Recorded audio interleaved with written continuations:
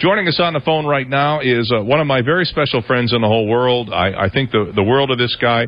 He is so shy and retiring. We always try to pull him out of his shell. Bob Weiner, president of Robert Weiner Associates Public Affairs and Issue Strategy, spending the last 30 years in top-level government and political experience. And he runs this Washington, D.C.-based company. And Bob is, like I said, always shy and retiring. Hello, Robert.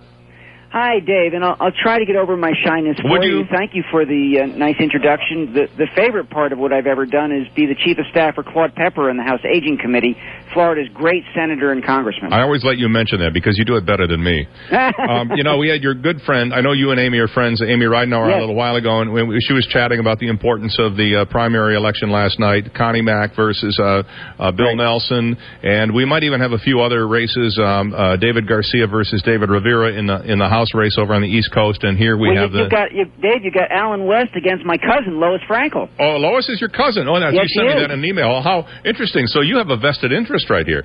In Lois, I do, and I told her I think she's a horrible campaigner. She is too shy and retiring. Well, I want her to go more gusto and aggressive. I mean, when you got a guy like Alan West who says that, 70, 80 congressmen are communists and has no names, I mean, that's McCarthyism at its worst. This guy is a disaster, but I don't know if Lois has a real chance of winning. We'll see. Well, we will see. But let me ask you, now that we know, the outcome of the Senate primary was no surprise to anybody. Everybody knew that Connie Mack was going to win this thing. But, Connie Mack, and I am a huge anti-Connie Mack guy. It doesn't have anything to do with Republican or Democrat. It's just that I see this guy who's been in office since 2004, who has not, I don't think, passed any meaningful legislation.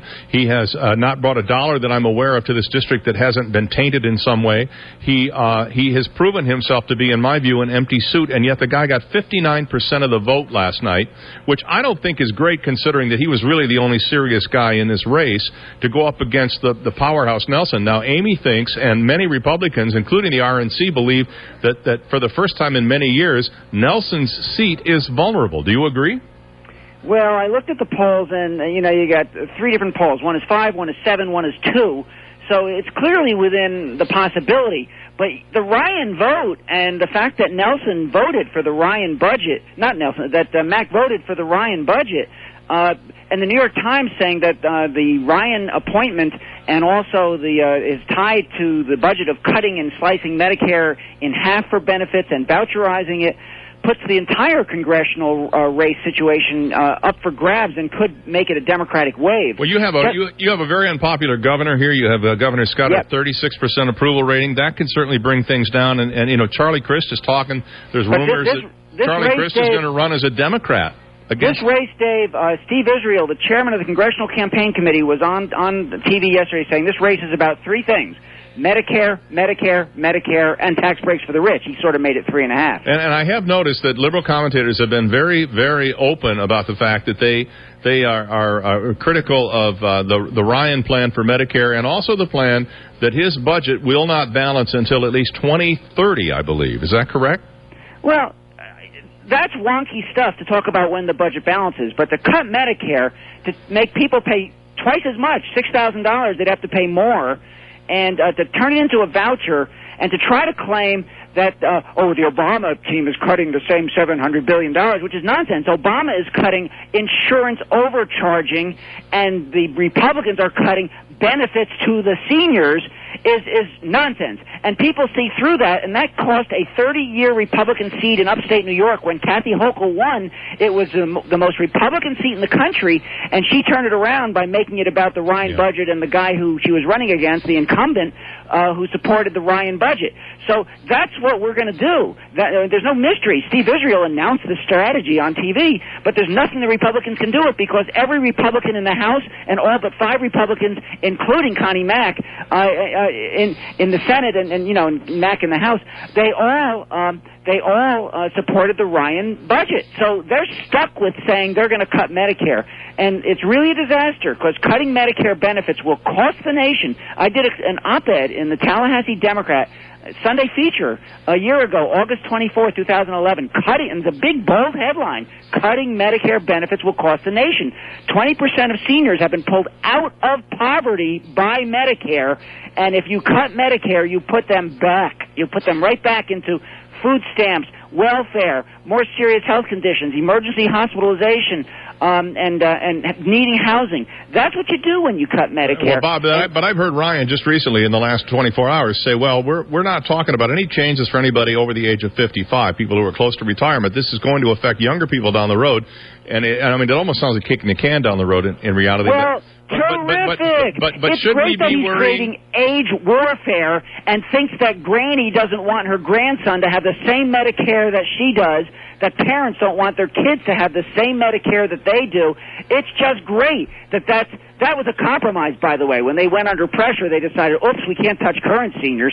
So that's just outrageous and gross that they think grandparents don't want their families to have the same benefits that they've had.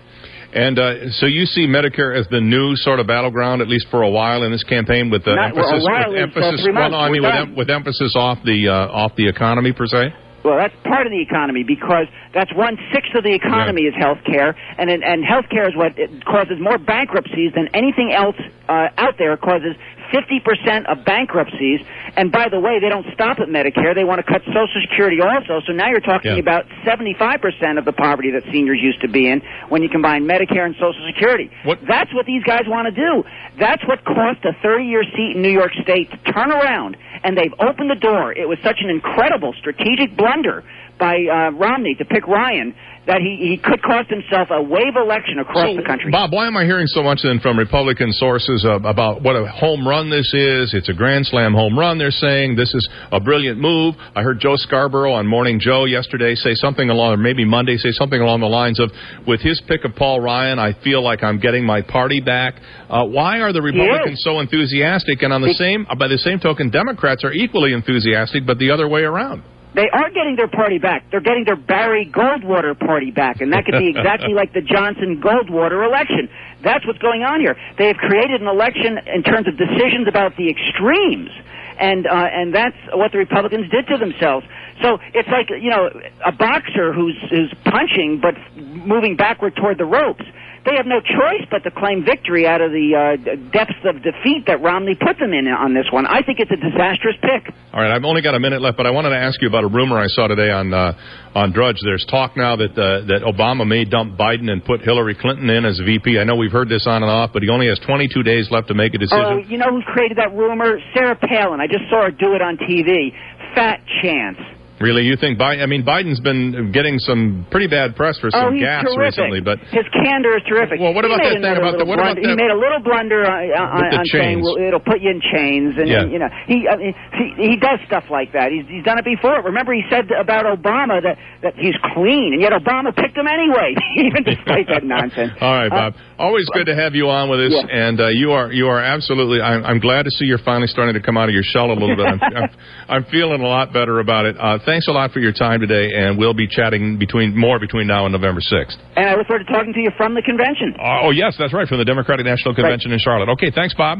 Great, Dave. Yep, Bob Weiner in Washington today here on the Dave Elliott Show. We're live at Shula's Steakhouse.